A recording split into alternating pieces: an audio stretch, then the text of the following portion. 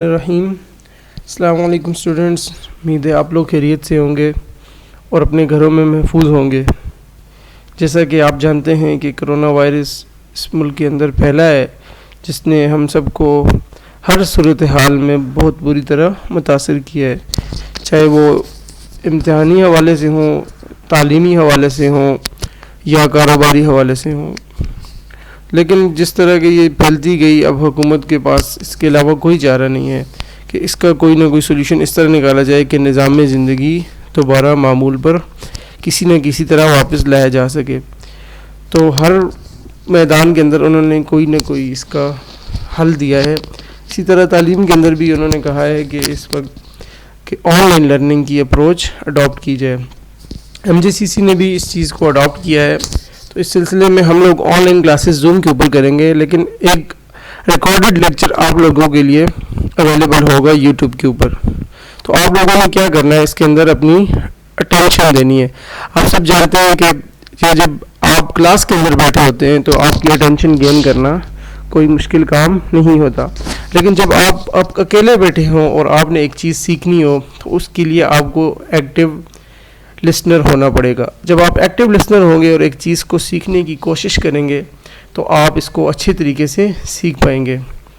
Computer science class 10 कोई मुश्किल subject नहीं है, कोई इतना मुश्किल जॉब नहीं है कि जिसको आप लोग ये समझें कि हम इसको ना कर सकें।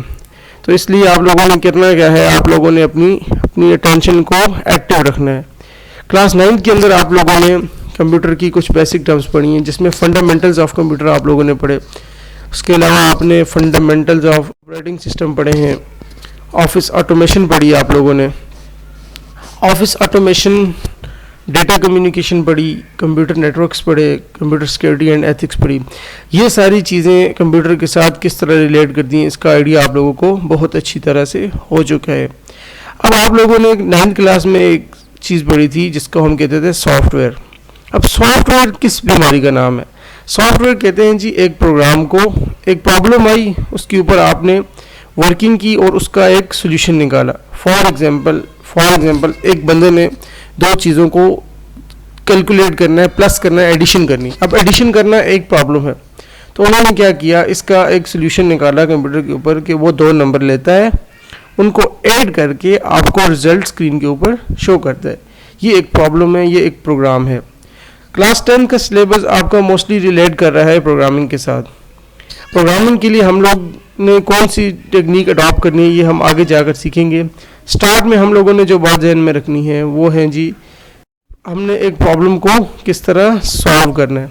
तो ये आपका पहला चैप्टर है प्रोग्रामिंग टेक्निक्स। प्रोग्रामिंग टेक्निक्स के अंदर आप लोगों ने इस चैप्टर में आप लोगों ने 3 चीज़ों को सीखना है बेसिकली, कि प्रॉब्लम सॉल्विंग कैसे होती है, एल्गोरिथम क्या चीज़ है और फ्लो चार्ट्स क्या चीज़ है। हम स्टेप बाय स्टेप जाएंगे प्रोग्रामिंग की तरफ। Before proceeding to the programming we must have an idea of how to solve a problem in real life. आप सब लोगों को ये बात पता होनी चाहिए कि हम रियल लाइफ के अंदर प्रॉब्लम को कैसे सॉल्व करते हैं, प्रॉब्लम होती क्या चीज़ है, प्रॉब्लम सॉल्व किस तरह होती है। अब मैं आपको प्रॉब्लम की तरफ जाने से पहले एक बात बता दूं कि हमने कंप्यूटर की डेफिनेशन सीखी है। कंप्यूटर क्या चीज़ होती है? कंप्यूटर कहते हैं कोई भी ऐसी इलेक्ट्रॉनिक मशीन जिसको आप इनपुट देंगे, वो उसके ऊपर प्रोसेसिंग करने के बाद आपको आउटपुट देगी और रिजल्ट को सेव करेगी। आप सब ये बात जानते हैं कि कंप्यूटर किसने बनाया है? कंप्यूटर खुद वजूद में नहीं आया, कंप्यूटर को इंसान ने बनाया है। इंसान ने इसको किस काम के लिए बनाया है? इंसान ने इसको इसलिए बनाया है कि प्रॉब्लम को सॉल्व किया जा सके। ह्यूमन बीइंग ने इसको प्रोग्राम किया है, तो हमने वो प्रोग्रामिंग को सीखने की कोशिश करनी है। सेकंड थिंग जो आप इस चैप्टर में सीखेंगे वो होता है एल्गोरिथम। एल्गोरिथम कहते हैं step by step problem solving method को। और थर्ड है वो फ्लो चार्ट्स। फ्लो चार्ट्स क्या होते हैं? जो आपने एल्गोरिथम बनाया होता है उसको आप डायग्रामेटिक फॉर्म में चेंज कर देते हैं। सो सबसे पहले जो हमारे पास वो चीज़ आती है वो है अंडरस्टैंडिंग दी प्रॉब्लम।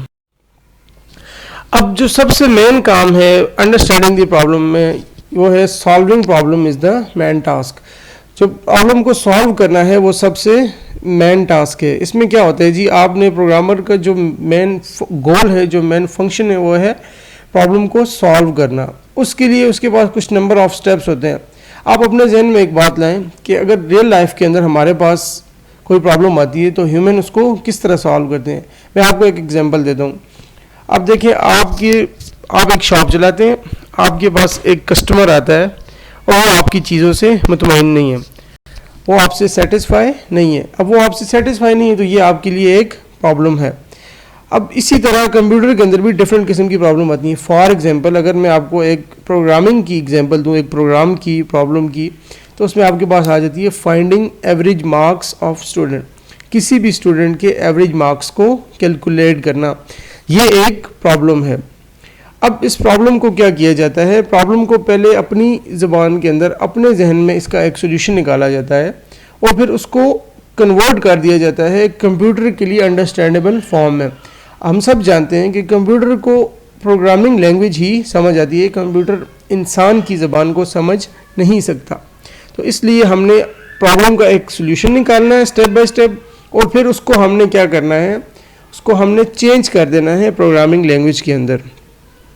अब जो सबसे पहला काम है वो है हमारा अंडरस्टैंडिंग द प्रॉब्लम। इसके अंदर हमारे पास 5 स्टेप्स हैं। मैं आपको वो 5 स्टेप्स बताता हूँ वो कौन से।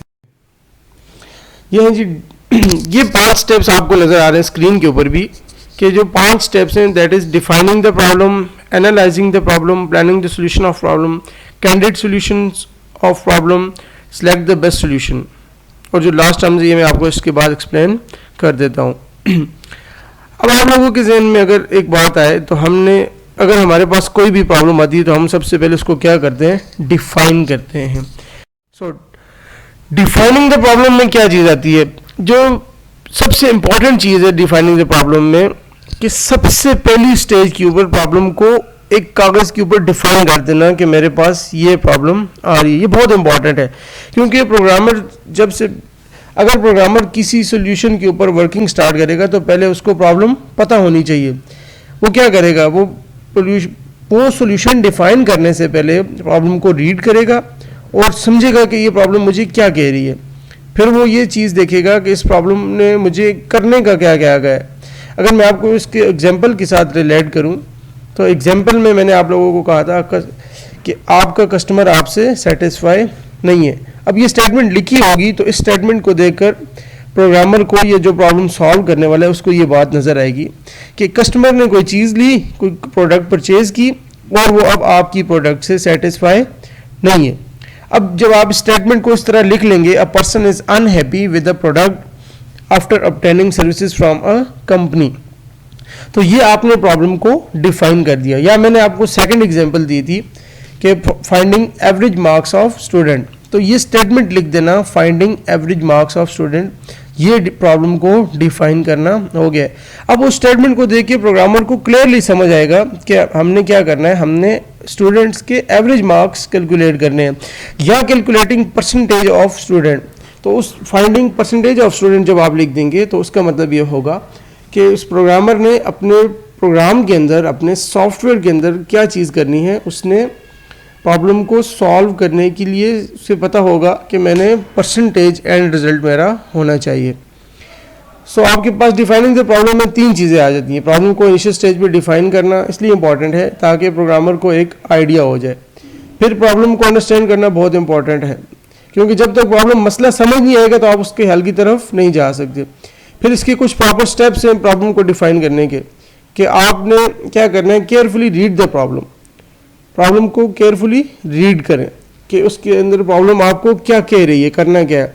फिर आप उस देखकर आपके जहन में ये बात आनी चाहिए, ये सारे स्टेप्स हैं जो आपको प्रॉब्लम को डिफाइन करने के लिए चाहिए होते हैं।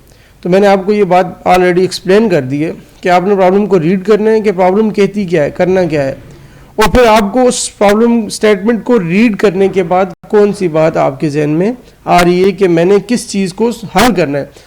आपने उस प्रॉब्लम के अंदर से इस चीज़ को आइडेंटिफाई करना है कि मैंने किस चीज़ का सोल्यूशन निकालना है। देखिए, एक लाइन लिखी हुई होगी तो आपको ये बात पहले आएगी कि जहन में तो आएगी कि मैंने करना क्या है, तो आपने उस चीज़ को एग्जैक्टली आइडेंटिफाई करना है कि मैंने करना क्या है। इसे कहते हैं डिफाइनिंग द प्रॉब्लम। और ये नंबर ऑफ स्टेप्स आपको चाहिए होते हैं किसी भी प्रॉब्लम को डिफाइन करने के लिए।